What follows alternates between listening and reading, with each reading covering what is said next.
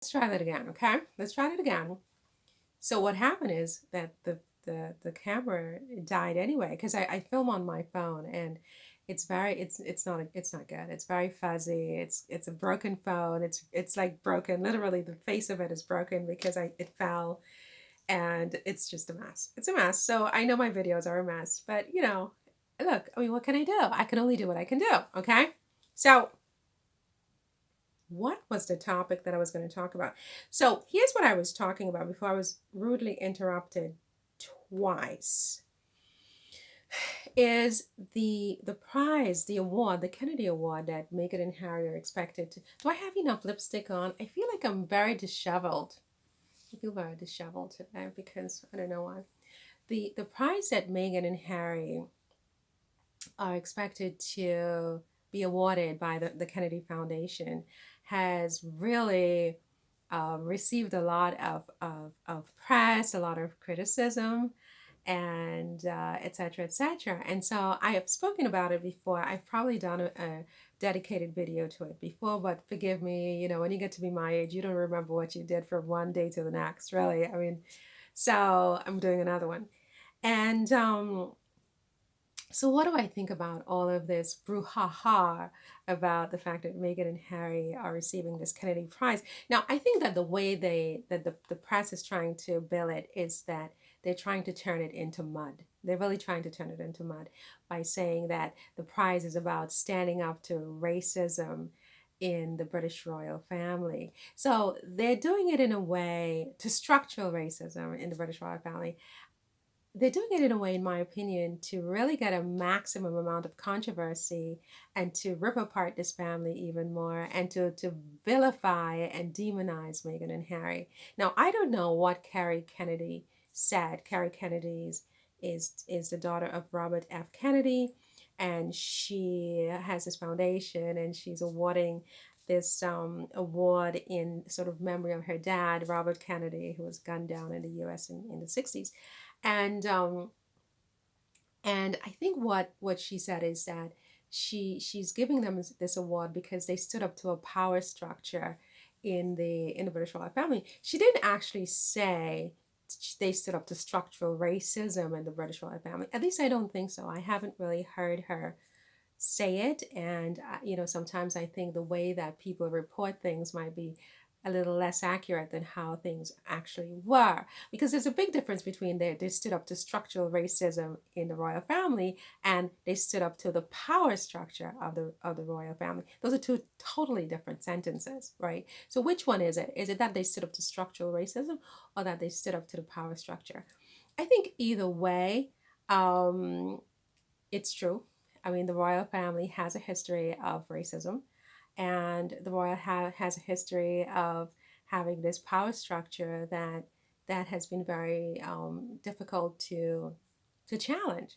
I think if they're getting the prize for standing up to structural racism, it's a little tongue in cheek. Yes, it's a little bit, it could cause problems in the family, and if they put it that way, I mean, it's a little insensitive, I think. I don't think the Kennedy Foundation should put it that way because I think that makes it dirty and muddy.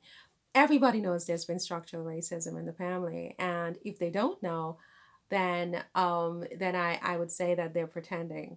The British royal family and the British monarchy has been a very, very powerful institution for many, many centuries. I mean, you have to be very powerful to say you own Hong Kong, you own India, you own the United States, you own the entire Caribbean, or pretty much, three-fourths of the entire Caribbean. You own Australia and other places in the world. I mean, look at the size of the British Empire, now the United Kingdom, and think about how they were able to do what they did. I mean, look, it takes a structure that you cannot even, like, people had to sit down and really strategize and think about how something so small and someone so small could control as much as the British Empire controlled in its heyday. And yes, a lot of it was based on racist ideas and racist ideology. um, the history is there. I mean, slavery, slavery was, I mean, it wasn't just England, but they played a very significant role in going into other people's countries where you have undefended civilians who had done nothing wrong, nothing at all. They're just living, right? They're living free. And you go in, you round them up, and you say, okay, now you're not free. You're not X, Y, and Z. You're T, W, and K because I said so. This is your name. This is your culture. This is your language. This is your new country. I'm going to exile you, and you're going to work your entire life. You're not going to be paid even a symbolic dollar of pay because I said so, because I need your labor to, bolster my economy and to enrich my kings and my queens and my princes and my princesses, and you get nothing, right? Okay. And if you try to leave, it's da da da da da. India, the same thing. I mean, they weren't enslaved, but I mean, the colonization of all these countries in Africa, etc., etc. Yes, a lot of it was racist. I'm sorry. I mean, it was racist. Now, the thing is, not to deny that something wrong was done, because a lot of wrong was done, a lot of wrong was done, right? Is to say that yes, it was wrong, right? And you know what? Here's what we in this generation want to do about it or say about it. I think that it's so important to have these conversations. I think we are at this point in history for the first time where we're ready to talk about it. We need to talk about it, right? And it doesn't have to be, I'm getting goosebumps. It doesn't have to be vilifying the current sitting royal family. I mean, they didn't personally do it, their predecessors did it. But I think that the fact that their predecessors did it and not them is not an excuse for them to say, it's not my fault, I have nothing to do with it, and I'm not going to, be responsible for the mess that was left. I mean, it's kind of like the current sitting government in the UK. I just yesterday sent a letter off to Suella Braverman by email about this very issue and certain aspects of that's going to become very significant very soon in my life, because I need to have some accountability from these people, right? And basically I was watching Suella being interviewed or interrogated by a committee on migrants, or whatever it was, in the UK very recently. And one of the questions was, I mean, whose fault is it? I mean, is it your fault? Is it your predecessor's fault? I mean, what's your position on this? Because the fact that your predecessors have created a mess, in the migrant centers in the country, and we've got this massive mess, doesn't mean that you can just like wash your hands of it and say that I didn't do it, it's not my fault, it has nothing to do with me. You have a responsibility to rectify it, because this government is a continuum government, right? What your predecessors did reflects on this institution as a whole, and it reflects on you. And what you do, right, to try to rectify the mistakes of your predecessors also reflects on the institution as a whole. And I think that what I hope what Carrie Kennedy is trying to do here is not to divide this family any further, but just to congratulate this family that we've come to a point where members of this family have begun this very difficult step towards ameliorating mistakes, to rectifying mistakes, to recognizing and acknowledging mistakes, and hopefully others will follow. We had Prince Charles inviting the South African president for his first state dinner. I mean, dinners are not going to be enough, as I have said in other emails, I mean, other videos, to solve this problem. But it's a positive step in the right direction, where we just need to face up to what happened, right? We need to face it, everybody, all of us.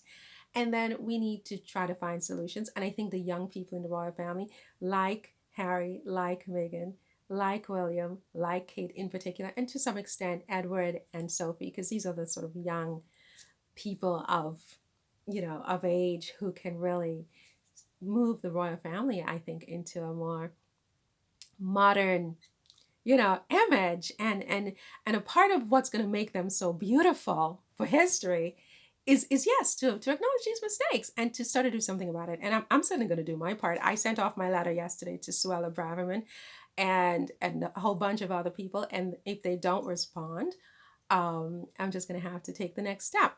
But yeah, congratulations to Meghan and Harry. I'm all for this award. I hope that they don't bill it in a way to sort of create tensions in the family.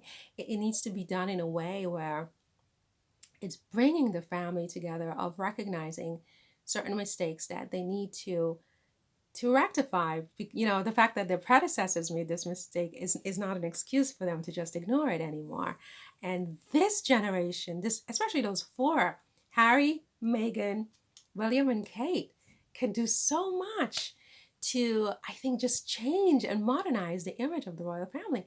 It's a tragedy that people won't allow them to see that and help them to do that. Help them to do that, to be that positive image.